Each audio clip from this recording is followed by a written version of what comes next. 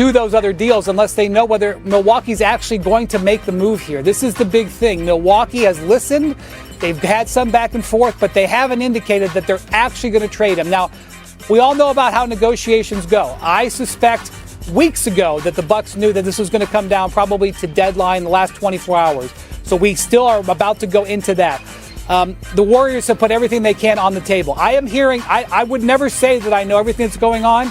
There are lots of conversations I'm not aware of, but I am not aware of the Knicks doing stuff to improve their offer, and they don't have the offer that Milwaukee's going to take. So in my view, unless you have a mystery team, this is a 3-horse race for Giannis, but the choice is really down to the Bucks, and really I think the choice is down to Bucks ownership, because I know that Giannis is ready to move. Giannis is ready to move. These other teams are ready to move. There's ancillary pieces that our teams are ready to move.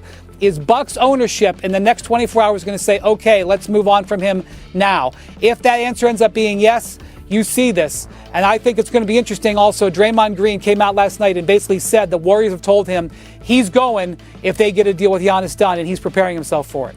Well, he's preparing himself for that, even though he has no intentions of staying in Milwaukee. Trust me, Draymond will be looking to get. He forget getting out of Milwaukee. He won't be looking to get to Milwaukee. He'd be looking to move on from Milwaukee without getting to Milwaukee. So let's get that out of the way first, as it pertains to Draymond Green. You got to look out for somebody like him with the Los Angeles Lakers, because obviously that's where he would want to be if he's not a Golden State Warrior. The man is always he wants to play with LeBron James. Okay, that's what he would want to do. And Draymond, the problem with Draymond, if he goes to the Los Angeles Lakers, and let me just state this for the record. Draymond Green, a 4-time champion, one of the greatest facilitators at the forward spot that we have seen in NBA history. I'm talking about a facilitator. He will get you the ball. That's what he does to Steph Curry. Here's the problem. Nobody misses more open three-pointers than the Los Angeles Lakers. Nobody. I mean, it's to the point where you have defenders faking to defend them and running into the paint and daring them to shoot, because they actually make more contested threes than they make open threes. Yeah. The more open they are, the more they miss. I don't understand it. It doesn't make much sense. But when you look at J.J. Redick's face, this is one of the great shooters in NBA history. Just imagine what it's like for him to watch his team shoot. I mean, it's just torture. That's like Magic Johnson coaching a team and covering a bunch of dudes that can't pass, or Kobe or Jordan coaching a team and nobody can dunk. That's what J.J. Redick is dealing with in Los Angeles. They cannot shoot. Okay, so because of that, Draymond going there, well, damn, you gonna get the ball to people, but who gonna make the shot? That's why that's problematic for them. As it pertains to Giannis, it's all about whatever deal Milwaukee gets. You got to get the right deal. You cannot lose Giannis Antetokounmpo for a boatload of stuff. If you're in Los Angeles, New York, places like that, that's different. Milwaukee, ain't nobody trying to come to Milwaukee as a free agent. You got to make stuff happen through the draft or through trades. You can't. Ain't no free agent trying to go to Milwaukee. So you got to make sure that you maximize Giannis's cachet and potential to make sure you milk a boatload of stuff. Kevin Durant goes to Houston.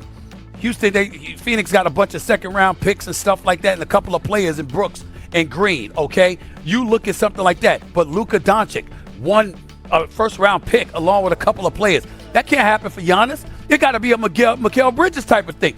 The Knicks gave up 5 first-round picks for that man. You ain't going to get that much, but you got to get some draft capital, plus you got to get a blue-chip player or two if you're going to lose Giannis Antetokounmpo, if you're the Milwaukee Bucks. Otherwise, it's a waste. Mikal Bridges is always the bar now. It's always the bar. Steve's funny about the great facilitator with Draymond Green. He is. When Curry makes 50-footers, I can get him the ball, too. No. Let me see when he gets to Milwaukee and Rollins is shooting those jumpers. That's what I'm saying. You're not going to make the shot. But Draymond Green. Oh, you're hot stuff. Am I lying, Wendy? Am I lying? Draymond Green is a great passer of the basketball, getting Curry the ball. He knows Curry. He throws it despite he knows where he's at all times. It's a great facility. He ain't Larry Bird. I know. No, stop it. The Bucks 4-14 without Giannis. It's a free fall right now in Milwaukee. Mobley, Wooden Allen, and those boys. You may not, once you get to that big game, you got other pieces that could pick up the slack if he doesn't want to. So Harden also gives them a little bit more size, right? Hard to win with 2 guards. Now Darius Garland goes to the Clippers. Big time threat. The reality is, though, adding Harden now moves the Cavs to have the 3rd shortest odds to win the chip, just behind the Thunder and the Nuggets. So say what you want about how he performs in big games. he does improve their chances of winning. I agree. Do you think this was the right move by the Cavs? I understand why the Cavs did it. I mean, the kids, Garland's had all sorts of toe problems. He's played 23 games this year. Last year in the postseason, he was not a factor. He was hurt, so they were compromised in that scenario. Plus Mitchell, before he put him in the Hall of Fame, and I know he's going there, let's be honest about Mitchell. He's never gotten out of the second round of the playoffs. Yes. And he's not played great in the second round. He did not play well against Indianapolis. He was awful. To be honest, he was awful against the Knicks. No. 2 years ago. He was bad in that series. Here's what I think you're missing. Number one, when he was in Utah, there was a lot of big games he showed up for where you knew he needed help and he didn't have it. When you looked at Cleveland, we saw starters for the Cleveland Cavaliers that literally played one game and then were inexplicably out after the next two. And that wasn't Donovan Mitchell. So again, you had cats that were supposed to be on the court helping him carry the load, and they didn't show up. I believe in Donovan Mitchell, and I'm not saying he hasn't had bad games, but he's had bad games because he didn't make shots. He didn't suddenly not attempt to shoot.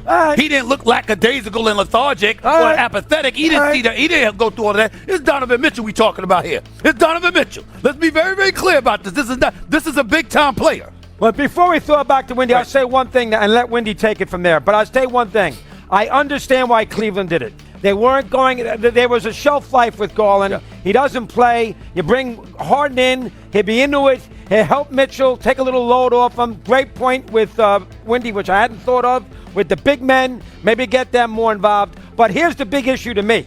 If you're asking me right now, is Cleveland going to the NBA? Forget winning it. Right.